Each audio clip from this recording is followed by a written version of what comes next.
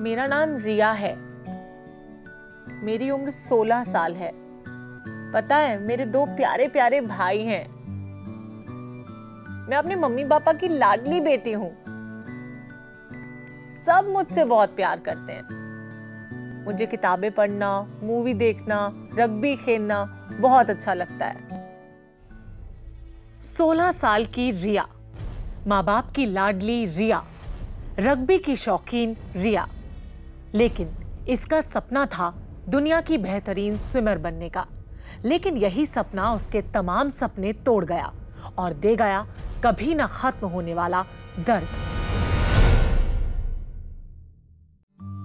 रिया की जिंदगी कभी इतनी लाचार नहीं थी। वो भी आम बच्चों की तरह भागती दौड़ती थी, सपने देखती थी। उसे क्या पता था कि उसके सपने पल में बिखर जाएंगे। इस बार जब वो स्विमिंग करने जाएगी तो फिर कभी चल भी नहीं पाएगी। उस दिन मम्मी ने भी मुझे मना किया था कि आज स्कूल मत जा, आज तो टीचर्स डे है तो पढ़ाई तो होगी नहीं। बट मैंने बोला कि नहीं मम्मी, आज तो फ़न होता है तो चली जाती हूँ। बस मैं फ़न के लिए गई थी। वहाँ पे गई, फिर सर ने बोला कि प्रैक्टिस के लिए जाना है। तो आज मैं सोचती हूँ कि काश मैंने मम्मी की बात मान ली होती। और जब मैं गई वहाँ पर भी प्रैक्टिस के लिए, तो सर ने जैसे मुझे डाइव करने के लिए कहा तो मैं उनकी बात नहीं मानती, या मैं नहीं होती उस जगह, या स्कूल ही नहीं जाती, या कुछ भी डिले हो जाता, कुछ भी हो जाता, मैं ना जाती। बट मैं गई और उनकी बात मानी, डाइव लगा के बस इंजरी हो गई। स्विमिंग पूल में लगाया गया रिया का ये जंप अपने कदमों पर खड़े रहने वाला आखिरी जंप था। इसके बाद रिया कभी अपने पैरों पर खड़ी नहीं हो पाई।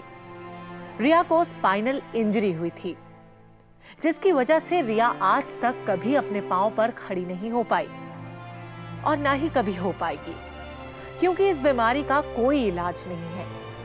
पूरी तरह से दूसरों पर आश्रित रिया के लिए अपना हर काम करना एक चुनौती था। परिवार का प्यार और सपोर्ट ही था जिसने रिया को आगे बढ़ने की हिम्मत दी। और आज रिया के आत्मविश्वास को देखकर वो रिया की आने वाली खुशहाल जिंदगी के सपने देखते हैं। जब मुझे इंजरी हुई थी तो मतलब मैं अपना कुछ भी काम खुद नहीं कर पाती थी। मतलब इवन उठ के बैठना, ब्रश करना, मुझे कहीं खारिश भी हो रही थी तो मम्मी को बोलती थी कि मम्मा इधर मेरे को इचिंग हो रही है। तो मतलब खाना भी नहीं खुद खा पाती थी, पानी खुद नहीं पी पाती थी, व्हीलचेयर नहीं चला पाती थी, सब काम मम्मी करती थी। मेरा रात को मैं मम्मी को उठा के बोलती थी मम्मी मुझे करवट दिला दो, करवट मम्मी दिलाती थी। फिर मतलब सुबह सब मम्मा करती थी, कपड़े चेंज करना सब कुछ मम्मी करती थी। इंजरी होने के बाद हमें लगा इसका जीवन अंधकार में हो गया है, उसे भी लगा थोड़ा कुछ नहीं होता। लेकिन जो उसमें इच्छा शक्ति, जो उसकी दृढ़ इच्छा शक्ति थी, जिस हिसाब से उसने अपना जीवन दोबारा शुरू किया है। एक तो लोग गिर के टूटने की कोशिश करते हैं, उसने मतलब गिरते ऐसे उठने की कोशिश करी है और ऐसा बढ़ने की कोशिश की है। मतलब उसमें इतना इच्छा शक्ति मैंने आज तक किसी में देखी नहीं है। और मुझे उम्मीद है कि मेरी लड़की जरूर आगे बढ़ेगी, उसे पीछे करने वाला कोई नहीं है।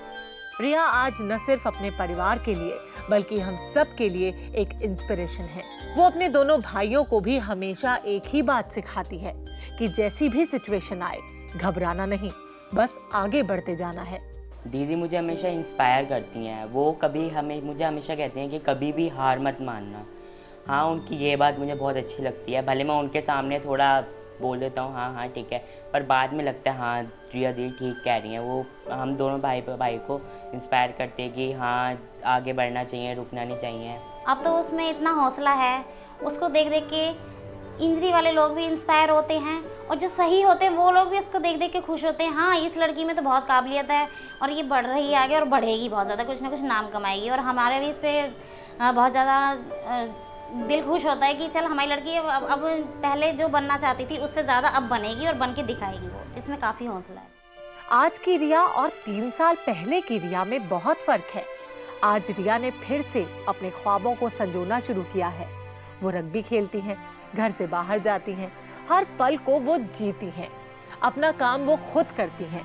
रिया बेसहारा नहीं, दूसरों का सहारा बनना चाहती हैं। जब मैं बैंगलोर गई वहाँ पे अपने टीम के साथ, अपने कोच राजीव विराट और अंशुल शर्मा भैया सर के साथ, उनके साथ जब गई तब मतलब वहाँ पे इतने डिसेबल लोग आए हुए थे दूर दूर से, कोई थाईलैंड से, कोई कहीं से, मतलब बहुत आए थे।